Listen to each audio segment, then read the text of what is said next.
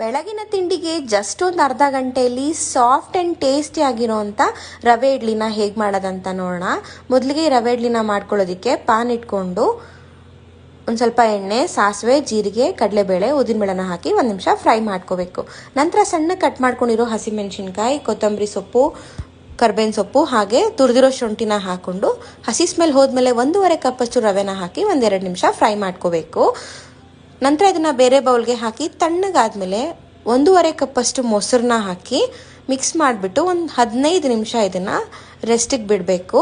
15 ನಿಮಿಷ ಆದಮೇಲೆ ಒಂದು ಸ್ವಲ್ಪ ಗಟ್ಟಿ ಆಗಿರುತ್ತೆ. ಈಗ ಬೇಕಾದ್ರೆ ನೀವು ನೀರಾದರೂ ಮಿಕ್ಸ್ ಮಾಡ್ಬೋದು ಅಥವಾ ನೀರು ಮಜ್ಜಿಗೆನಾದರೂ ಹಾಕಿ ನಿಮ್ಮ ಕನ್ಸಿಸ್ಟೆನ್ಸಿಗೆ ಮಿಕ್ಸ್ ಮಾಡಿಕೊಂಡು ಸ್ವಲ್ಪ ಉಪ್ಪು, ಸೋಡಾ, ಕೊತ್ತಂಬರಿ ಸೊಪ್ಪು ಹಾಗೆ ಕ್ಯಾರೆಟ್ನ ಹಾಕ್ಕೊಂಡು ಮಿಕ್ಸ್ ಮಾಡಿಬಿಟ್ಟು ಈ ಕನ್ಸಿಸ್ಟೆನ್ಸಿ ಬಂದಮೇಲೆ ನೀವು ಇಡ್ಲಿ ಪ್ಲೇಟ್ಗೆ ಎಣ್ಣೆನ ಹಾಕಿ ಗಾರ್ನಿಷ್ಗೆ ನಾನಿಲ್ಲಿ ಗೋಡಂಬಿ ಹಾಗೆ ಕ್ಯಾರೆಟ್ನ ಯೂಸ್ ಮಾಡ್ತಾ ಇದ್ದೀನಿ. ಇಡ್ಲಿನ ಹಾಕ್ಕೊಂಡು ಎಲ್ಲದಕ್ಕೂ ಈ ರೀತಿಯಾಗಿ 10